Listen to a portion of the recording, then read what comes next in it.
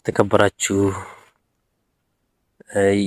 የሶሻል ሚዲያ ተጠቃሚዎች በሙሉ የጌታችንና የመድኃኒታችን የኢየሱስ ክርስቶስ ሰላምና ፍቅር ይብዛላችሁ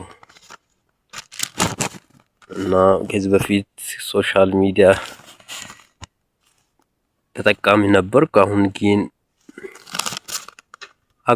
ግን ወጣ ብዬ ነበርኩ፣ እየተከታተልኩም አይደለም።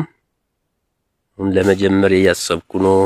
እግዚአብሔር ቢፈቅድ ብንኖር ከእናንተ ጋር በሶሻል ሚዲያ የምታስተላልፉትን መልእክት እየሰማው ራስም እግዚአብሔር የሚሰጠኝን እያካፈልኩ መካፈልን እወዳለሁ።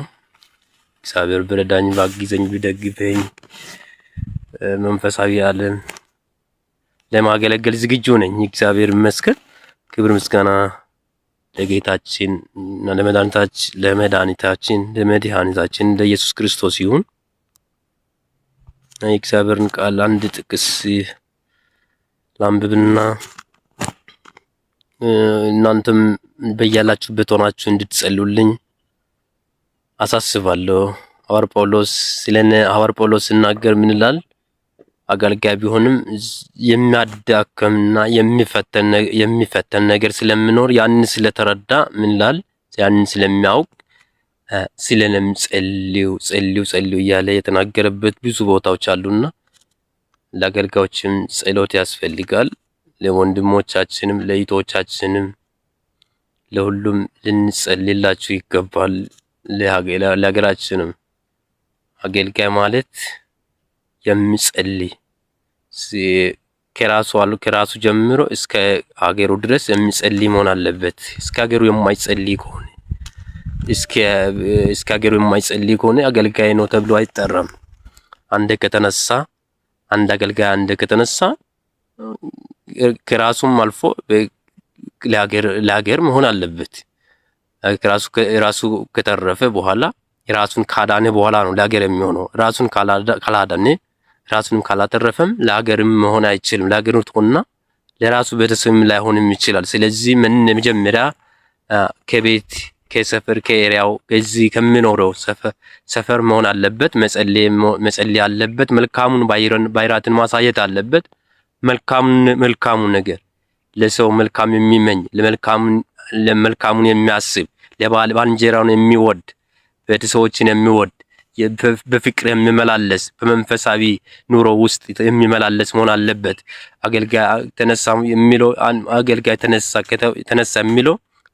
ተነሳ፣ እከለ ተነሳ፣ ወንጌላዊ ተነሳ ብለን የምንጠራው አገልጋይ ከቤቱ ጀምሮ እስከ የሚሄድበት እስከ ከሰፈራው እስከ ሀገሩም ድረስ የሚያሳየው መንፈሳዊ ፍሬዎች ሊኖረው ይገባል። መንፈሳዊ ፍሬዎች ከሌለ የሚያሳየው መንፈሳዊ ፍቅር፣ መንፈሳዊ ፍሬዎች ዋህነት፣ ቸርነት የሚባሉ እግዚአብሔርን መምሰልነት መንፈሳዊ ሰው መሆኑን የሚያሳየው ባይራት ከሌለ በውስጡ ከሌለ ያው አገልጋይ እውነተኛ ሊሆንም ላይሆንም ይችላል።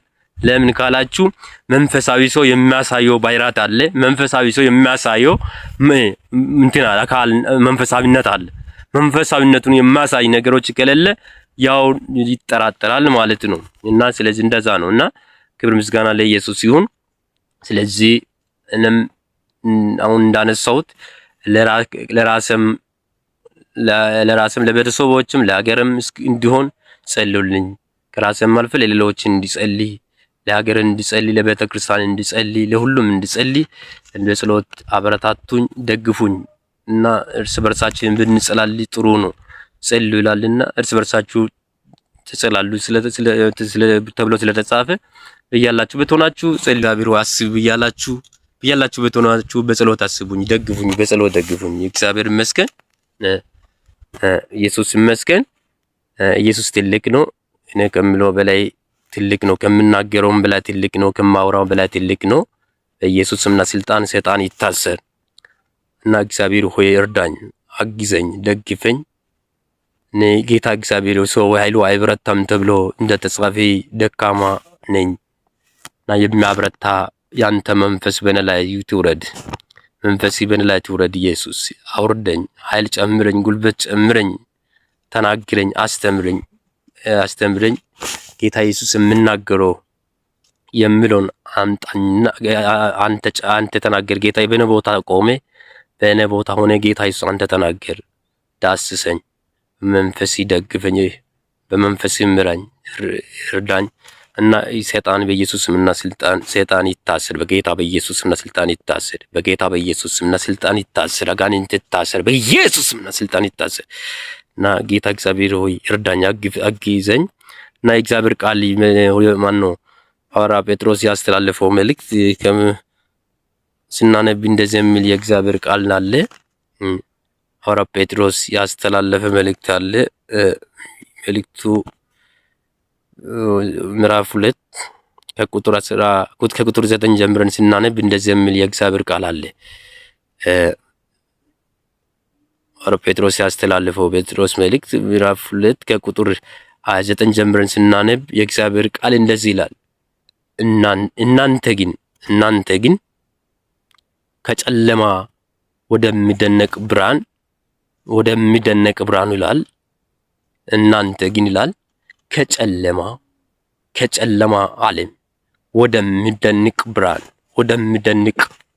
ብርሃን ወይም ሰማያዊ ዓለም የተጠራችሁ የእርሱን በጎነት እንድትናገሩ የተመረጠ ትውልድ ይላል። ከጨለማ ይላል፣ ከጨለማ ጉዞ፣ ከጨለማ አዳም አትብላ የተባለው ቀን ጀምሮ በጨለማ የሚመላለስ በጨለማ የሚኖር በጨለማ ኑሮ የሚኖር የሚሞት የሚጠፋ በጨለማ ዓለም የሚኖር ሆነዋል። ያ ከዛ ዓለም ኢየሱስ መጥቶ የመጀመሪያው አዳም በኢየሱስና ስልጣን ሰይጣን ይታሰር በጨለማ ዓለም ከነበረንበት ከዛ አሕዛብነት ከዛ መጀመሪያ አዳምነት እግዚአብሔር ደግሞ ወደ ሁለተኛው ዓለም ጠራን ይላል። ወደ ብርሃን ወደ ሰማያዊ ፍጥርነት ጠርቶ እንደጠራን ወደ ብርሃን እግዚአብሔር ኢየሱስ ብርሃን ነው፣ የዓለም ብርሃን ነኝ ይላል። ወደ ብርሃኑ ጠርቶናል ማለት ነው እና እግዚአብሔር ይመስገን። ስለዚህ ከጨለማ ወደሚደነቅ ብርሃን ወደ ብርሃኑ የጠራችሁን የእርሱን በጎነት ይላል። ወደ ብርሃኑ የጠራችሁን የእርሱን በጎነት ይላል። ወደ ብርሃኑ የጠራው የዓለም ብርሃን የሆነው ኢየሱስ ነው። የእርሱን በጎነት እንድትናገሩ የዓለም ብርሃን የሆነው ኢየሱስ ወደ ብርሃኑ ጠርቶናል፣ ወደ ብርሃኑ አውጥቶናል። ከዚህ በፊት ከምንመላለሰው ከጨለማ ህይወት አውጥቶ የዘላለማዊ ህይወት ሰጥቶናል። ሰጥቶ አምጥቶ ምን አደረገን? የእርሱን በጎነት እንድትናገሩ ይላል። የማንን? ወደ ብርሃን የጠራን ወደ ብርሃኑን በጎነት፣ የብርሃኑን መልካምነት፣ የብርሃኑን ጌትነት እንድትናገሩ። ኢየሱስ ጌታ ነው። ኢየሱስ አምላክ ነው። ኢየሱስ አባት ነው። ኢየሱስ አዳኝ ነው፣ ፈዋሽ ነው እያላችሁ የእርሱን ጌትነት፣ አምላክነት፣ አባትነት፣ አዳኝነት እንድትነግሩ፣ እንድትመሰክሩ፣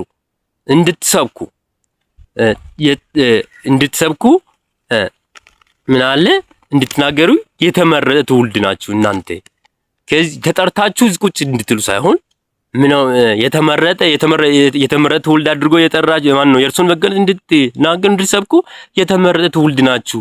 ዝም ብላችሁ የምትቀመጡ ትውልድ አይደለም። እናንተ ከሌላ ትውልድ የምትለዩት ኢየሱስ ነው የመረጣችሁ። ከዚህ በፊት ሐዋርያትን እንደመረጠ እናንተንም መርጧቸዋል፣ እኛንም መርጧል፣ አንቺንም አንተንም። ዛሬ ትውልድ ነው ብለን ጌታን የተቀበለን ሁሉ ኢየሱስ ማን ነው? የኢየሱስ ትውልድ ወይም የተመረጠ ትውልድ ተብሎ ይጠራል። አንድ ርዕስ አድርጋችሁ ውሰዱት። የተመረጠ ትውልድ። አንቺም አንተም ኢየሱስ ጌታን ስትቀበል ምን ሆነ ትጠራለህ? ምን ተብለህ ትጠራለህ? የተመረጠ ትውልድ። በቃ ምርጥ ትውልድ። ምን ብዬ ልንገራችሁ? የተመረጠ ትውልድ ይላል። የማንን በጎነት እንድትናገሩ ይላል? የጌታን በጎነት፣ የአምላካችን የኢየሱስ ክርስቶስን በጎነት፣ አባትነት፣ ቸርነቱን፣ ምሕረቱን፣ አዳኝነቱን፣ ጌትነቱን እንድትናገሩ የተመረጠ ትውልድ ናችሁ። ስራችሁን አትርሱ፣ ማንነታችሁን አትርሱ። አንተ ማንነትን አትረሳ። አንተ እኮ የተመረጠ ትውልድ ነህ። አንቺ እኮ የተመረጠ ትውልድ ነሽ። አንተም አንቺም ይሁን ማንም ይሁን ወደ ጌታ የመጣ ጌታን የተቀበለ ጌታን የለበሰ በጌታ በኢየሱስ አምኖ በኢየሱስ ቤት የሚኖር ሁሉ ምን ተብሎ ይጠራል? የተመረጠ ትውልድ ተብሎ ይጠራል። አንቺም አንተም የተመረጠ ትውልድ ነን። የተመረጠ ትውልድ የንጉስ ካህናት ነው። ካህናትም ናቸው። የንጉስ ልጆች ተብሎ የሚጠራው በዚህ ለምሳሌ አድርገን እንውሰድ። የንጉስ ካህናት ይላል። የምድራዊ ንጉስ ራሱ ልጆች ከሆነ ራሱ እንዴት እንደመቻችሁ የንጉስ ልጆች እንዴት እንደመቻችሁ አስቡት። ልክ ከዚህም በላይ የንጉስ ካህናት ተብሎ ይጠራል። አንድ ንጉስ አለን። በሰማይና የምድር ጌታ ይሆናል። የንጉስ ምንድነው? የንጉስ ካህናት ናችሁ። የሰማያዊ ንጉስ ካህናት ናችሁ። ካህን የተቀደሰ ማለት ካህን ማለት ከዚህ በፊት በኢየሱስ ከመምጣቱ በፊት የሚቀድስ ነው።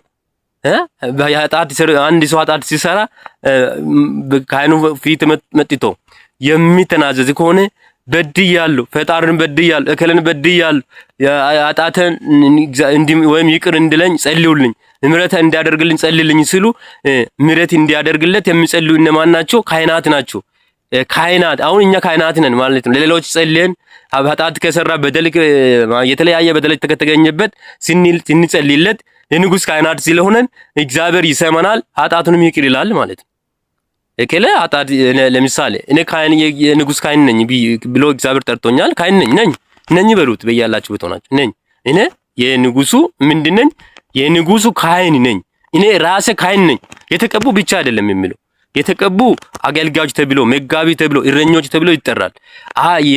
በኢየሱስ አምኖ የተጠመቁ ኢየሱስ ክርስቶስን የለበሱ ሁሉ ምን ተብሎ ይጠራል? የንጉሱ ካህን የኢየሱስ ካህን ካህናችን የካህናት አለቃችን ኢየሱስ ነው። ጳጳሳችን ዋናው ኢየሱስ ነው። ዋና ካህናችን የካህን ወይም የንጉሱ የኢየሱስ ክርስቶስ ልጆች ነን። የተመረጠን ትውልድ ነን። ጌታ ኢየሱስ ይመስገን። የተለየ ወግ ነው። ንጉስ ካህናት ናችሁ። አንተ እኮ ካህን ነህ። የማ ካህን የንጉሱ ካህን ጌታ ኢየሱስ ይመስገን። ካህናት ናችሁ ይላል። አንተም ካህን የሚለው ካህን በቃ የሚቀድስ ለሌላ የሚጸልይ አንቺ እኮ አንቺም ካህን ስለሆነ ብትጸልይ እግዚአብሔር ይሰማል ማለት ነው። ኃጢአት ሰርቶ በፊት መጥቶ ተናዝዞ ጸልይልኝ፣ ምሕረት አድርግልኝ፣ እባክህ ወንድም ጸልይልኝ ካለ አንተ ካህንነትን አምነህ የምትጸልይ ከሆነ እግዚአብሔር ይሰማል፣ ያንን ኃጢአት ይቅር ይላል ማለት ነው። ኢየሱስ መጀመሪያ ካህናት ስለሆነን እኛ ካህናት አድርጎናል። እኛ ጋር መጥቶ ሰው ይተናዘዛል፣ በፊታችን ይተናዘዛል። እኛ ደግሞ ወደ ማን እንጸላለን? ወደ ንጉሳችን እንጸላለን፣ ወደ ኢየሱስ እንጸላለን። ወደ ኢየሱስ ነው። አንተ ካህን የንጉስ ካህን ከሆን መጀመሪያ አንተም ትጸልይ ወደ ማን ነው? ኃጢአቱን ከተናዘዘ በኋላ ወደ ንጉስ ነው። ይሰማል። የእርሱ ካህን ካህንነትን አትርሳ። እኔ ካህን ነኝ፣ የንጉስ ካህን ነኝ ይላል። ቅዱስ ሕዝብ ነው። በቃ ተያይዞ ያሉ ናቸው። እዚህ ያሉ የተጻፉ ሁሉ ተያይዞ ያልተመረጠ ትውልድ ማለት የካህናት የሚባሉ የተቀደሱ ናቸው። ካህናት የሚባሉ የተቀድሶ ከቤተ ክርስቲያን የማይወጡ ናቸው። የጥንቱን የሙሴ ዘመን የነበሩትን ካህናት ሲታዩ በመቅደስ የሚመላለሱ ብዙ ስራም የማይሰሩ ለካህናት ኢያሱ ወደ ከነዓን ሲገቡ እርሻው ሲከፋፈሉ ለእስራኤል ልጆች ሲያካፍል ለካህናት እርሻ እንዳልተሰጠ ነው የምናገረው። ለእናንተ እርሻ አይሰጣችሁም። የእናንተ ስራ ምንድነው? ህዝቡን ትሰብካላችሁ፣ ወንጌልን ትሰብካላችሁ፣ ትሰራላችሁ፣ ታገለግላላችሁ። ካህናት ስለሆናችሁ ወንጌልን በደንብ ታገለግላላችሁ፣ ሙሉ ጊዜ ሰጥታችሁ ታገለግላላችሁ ይላል። መቼ ነው? ብሉይ ኪዳን ዘመን ነው ያ የተጻፈው። ብሉይ ኪዳን። አሁን በአዲስ ኪዳን ደግሞ ሁሉ ሆነዋል። ሁሉ ካህናት ሆነ። ሁሉ ካህናት ስለሆነ እዚህ ደግሞ ስራ ሁሉም ዋናው ቢሮ ጋር ከገባችሁ እንጂ ዋና ቢሮ ካልገባችሁ ስራም ትሰራላችሁ። የዛን ዘመን ጋር ተገናኝተን ስለምንሰብክ ብዙ ሰዎች ለምሳሌ ካህናት ነን ብሎ እርሻ ስራ ምናምን አያስፈልግም ማለት አይቻልም። እንደዛ ማለት አይቻልም። እና ማለት ያለባችሁ ካህንም ብትሆን መስራትም ያስፈልጋል። ለስጋም የሚሆነው ነገር ትሰራለህ፣ ለመንፈሳዊም ህይወት የሚሆነውን ለነፍስ የሚሆነውንም ነገር ትሰራለህ፣ ታገለግላለህ፣ ትሰራለህ። እዛ ትለውጣለህ፣ ትቀይራለህ ማለት ነው። ክብር ምስጋና ለኢየሱስ ይሁን። ስለዚህ ምንድነው ንጉሥ ካህናት ናችሁ፣ ቅዱስ ሕዝብ ነህ። ቅዱስ ተብሎ ይጠራል። ከክፋት የራቀ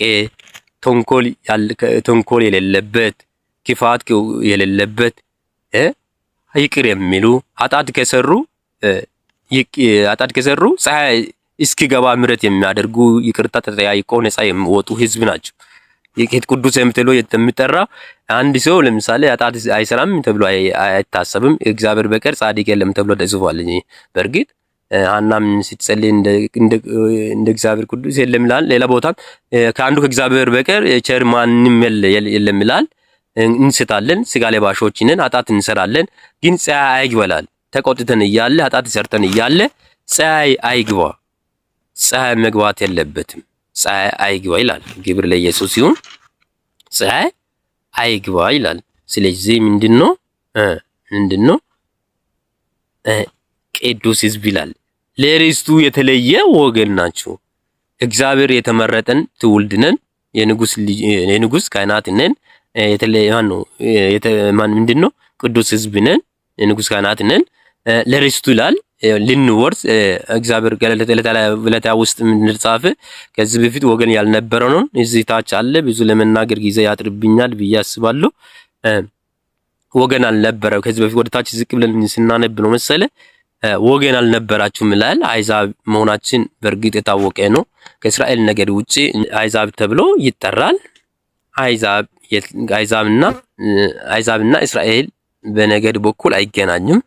ለርስቱ የተለየ ወገን ናችሁ፣ ተመርጣችኋል። ከዚህ በፊት ወገን ባትሆኑም አሁን ተመርጣችኋል። ጌታን ተቀብላችኋል። ጌታን ተቀብላችኋል። ኢየሱስን ተቀብላችኋል፣ ድናችኋል። ስለዚህ ርስት አላችሁ። ከዚህ በፊት ለምሳሌ አንድ ልጅ ተወልዶ ከአባቱ እንደሚወረስ እርሻውም ይሁን ቤትም ይሁን ምንም ይሁን እንደሚወርስ ልክ እንደዛ ወራሾች ናቸው። የምትወርሱት የምድራዊ ነገር ሳይሆን ሰማያዊ ጌታ አምናችሁ ሰማያዊ ፍጥረት ስትሆኑ የምትወርሱትም ሰማይ አለ ማለት ነው። ሰማይ አለ ያው ይላል። ሰማይ አለ፣ ድርሻ አላችሁ፣ ቦታ አላችሁ። የምትወርሱበት ሰማይ ምን አላችሁ? የምትወርሱበት ሰማይ ስፍራ አላችሁ፣ ቦታ አላችሁ፣ ቤት አላችሁ፣ ህንጻ አላችሁ ይላል። እንደ ህንጻ መኖሪያ ይላል። መኖሪያ አላችሁ ይላል። መኖሪያ ኢየሱስ እንደሚያዘጋጅ ተጽፏል። ያዘጋጀላችሁ ስፍራ አለ። ያዘጋጀላችሁ ስፍራ አለ። ምን አለ? ርስት አላችሁ። ያንን ርስት ደግሞ እንድትወርሱ የተመረጠ ትውልድ ናችሁ ማለት ነው። የተመረጠ ትውልድ ናችሁ። ለርስቱ የተለየ ወገን ናችሁ። ተለይታችሁ ወጥታችኋል ከአሕዛብ ከሚባለው ከዚህ በፊት ከነበራችሁ ጎሰኝነት፣ ብሔርኝነት፣ ዘርኝነት ከዛ የተለይታችሁ ሰማያዊ ዜጋ ሆናችኋል። ሰማያዊ ፍጥረት ሆናችኋል። ሰማያዊ ዜጋ፣ አዲስ ፍጥረት። ከዚህ በፊት ምድራዊ አዳማዊ ተብሎ ሲጠራ ሰው የሚጠራው ብሔራዊነት፣ ጎሰኝነት፣ እኔ ከላ ጨዋ ዘር፣ እኔ ከላ ዘር ነኝ፣ እኔ አማራ፣ እኔ ወላይታ፣ እኔ እንደዛ ኦሮሞ፣ እኔ ትግራይ ተብለን ከምንጠራው እንወጣለን። ማንን ስንቀበል፣ ማንን ስናምን፣ በኢየሱስ አምነን የምንጠመቅበት ጊዜ ያ ሁሉ እዚህ ይቀራል። ሌላ ዜጋ ሆነን እንወጣለን። አዲስ ፍጥረት ሆነን ነው የምንወጣው። ተጠምቀን ስንወጣ ኢየሱስን ስንለብስ ሰማያዊ ዜጋ ነው የምንሆነው። አዲስ ፍጥረት ነው የምንሆነው። የዛነ እንለያለን። ከዚህ ኦሮሞ ሆነን ጌታን ስንቀበል ወደ ጌታ ስንመጣ ከዛ ነው ተለይተን ነው የምንወጣው። ኦሮሞዊነት ተለይተን ወደ ማን እንሆናለን? ወደ ነው የተለየ ተብለን የተለየ የሚለውን መልእክት ይገባና ወደ ርስቱ ያስገባናል። ከዛ ነው የምንለየው። ከምድራዊ ነው የምንለየው። ከዛ ጎሰኝነት እንለያለን። ከዛ ከምድራዊ ብሔርኝነት ከዚህ በፊት የምጠራው ሀገራዊነት፣ ዘረኝነት፣ ጎሰኝነት ወጥተን ወዴት ነው የምንገባው? ወደ ሰማያዊ ዜጋ፣ አዲስ ፍጥርነት፣ ሰማያዊ ዜግነት እንገባለን ማለት ነው። ለዛ ነው የተለየ የሚለው ቃል የሚገባው። የተለየ የሚለው ይገባል፣ ቃሉ በትክክል ይገባል። የተለየ የሚለው ገባ። የተለየ ወገን የሚለው ወገን ነው። 12 ነገድ አለ። ከዚህ በፊት 12 ነገድ እስራኤላዊ ናችሁ። እነዛ በምድር ስለነበራችሁ ነገድ ተብለው የሚጠሩ እነርሱ ብቻ ነው ከዚህ በፊት በብሉይ ኪዳን ዘመን። አሁን በአዲስ ኪዳን ደግሞ በአዲስ ኪዳን ደግሞ በምንድን ነው የሚለዩት? ጌታን ሲቀበሉ ወገን ያልነበሩት ወገን ሲሆኑ ህይወት ያላገኙ ህይወት ሲያገኙ ወዴት ነው የሚገቡት? መጀመሪያ ከነበሩበት ህይወት ተለይቶ ወደ ሰማያዊ ዜጋ ወደ ሰማያዊነት ወራሽነት ወደ አዲስ ፍጥረት ነው የሚሻገሩት ማለት ነው። ክብር ለኢየሱስ ይሁን። ጌታ ኢየሱስ ይመስገን። ኢየሱስ ይችላል። አሁን ግን የእግዚአብሔር ወገን ናችሁ ይላል እና ከዛ ወገን አሁን ያነበብኩት የተለየ ወገን ናችሁ ይላል። እናንተ ቀድሞ ወገን አልነበራችሁ። እሱን ጠቀስ አድርገ ብዙ ለማውራት ካሜራው ስላልተመቸኝ ተዋለው እና አሁን ግን የእግዚአብሔር ወገን ናችሁ። ከዚህ በፊት እናንተ ቀድሞ ወገን አልነበራችሁም። አሁን ግን የእግዚአብሔር ወገን ናችሁ። እናንተ ቀድሞ ወገን አልነበራችሁም። እናንተ መጀመሪያ ቅድም እንዳልኩት ከእስራኤል ነገዶች ውጪ ያላችሁ ኢትዮጵያም ይሁን ግብጽም ይሁን ሌሎችም ሀገራት ይሁን ማንኛውም በዓለም ውስጥ ያሉት ከእስራኤል ነገድ 12ቱ ነገድ ውጭ ከያዕቆብ ልጆች 12 ልጆች አሉ። እነኛ 12ቱም ደግሞ 12 ነገድ ይዟል። ከነዚህ ውጪ ያሉት ወገን አልነበሩም ተብሎ ይጠራል። ምን ተብሎ ይጠራል? እናንተ ቀድሞ ወገን አልነበራችሁ። ይህ ቃል የተጻፈው ለኛ ነው፣ ለእስራኤል አይደለም። ለዚህ በፊት ወገን ሆኖ ለነበሩ አይደለም። ወገኖች አልተቀበሉት የሚሉ እስራኤል ናቸው። ለእነርሱ አይደለም የተጻፈው። ይህ ለኛ ነው፣ ከእስራኤል ውጪ ላለን ነው። ወገን አልነበራችሁ፣ እናንተ አሕዛብ ናችሁ። ማንም ብትሆኑም አሕዛብ ናችሁ። አሁን ግን በጌታ ኢየሱስ ወገን ሆናችኋል። አሁን ጌታ ተቀብላችሁ በኢየሱስ ክርስቶስ ምሕረት አግኝታችኋል። አሁን በኢየሱስ ክርስቶስ ወራሽነት አግኝታችኋል። በኢየሱስ ክርስቶስ አምናችሁ ድናችኋል። በኢየሱስም ስልጣን ክፉ መንፈስ በኢየሱስም ስልጣን ይታሰር በጌታ በኢየሱስም። ስለዚህ አሁን ወገን ሆናችኋል። ወደ ጌታ ወደ ጌታ መጥታችኋል። ጌታን ለብሳችኋል። ጌታ ኢየሱስን አግኝታችሁ በእርሱ አምናችሁ በእርሱ ድናችሁ የዘላለምን ሕይወት ወራሾች ሆናችኋል። አዲስ ፍጥረት ሆናችኋል። ዳግመኛ ተወልዳችኋል። ኢየሱስን ለብሳችኋል። ሰማያዊ ዜጋ ናችሁ። እናንተ ከዚህ በፊት እንደነበራችሁ ምድራዊ ዜጋ አይደላችሁም። ምድራዊ ልጆች አይደላችሁም።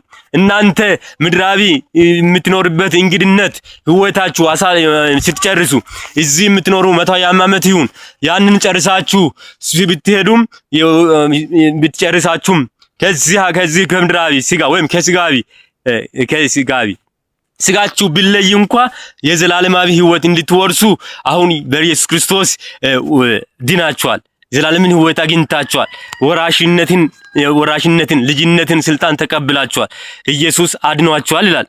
በኢየሱስ ድናችኋል ይላል። እግዚአብሔር ይመስገን እና ስለዚህ አሁን ግን የእግዚአብሔር ወገን ናችሁ። ድናችኋል፣ ወገን ሆናችኋል። ጌታን የተቀበለ ሁሉ የእግዚአብሔር ወገን ይሆናል። ኢየሱስን የተቀበለ በኢየሱስ የሚያምን በኢየሱስ አምኖ ያመነ ተጠመቀ ሌላ ጊዜ ይሄዳል። ስለ ጥምቀትም እናወራለን፣ እንጫወታለን። አሁን ወደዚህና ወደዚህ ካለን ነገሩ ወደዛና ወደዛ ግራ ስለሚገባን አርስቲ አሁን ለምሳሌ እየመሰከርኩ ያለው መልእክት ጋር የማይሄድ ጥቂት አምጥቼ ቢያስገባ ሰዎቹ ምን እያለ ነው ስለሚለኝ ነውና ስለዚህ አሁን ምን ያልኩ ያለሁት ወገን አልነበራችሁ፣ ወገን የሆናችሁት በኢየሱስ ክርስቶስ አምናችሁ እርሱን ለብሳችሁ በእርሱ ድናችሁ ነው ወገን የሆናችሁት።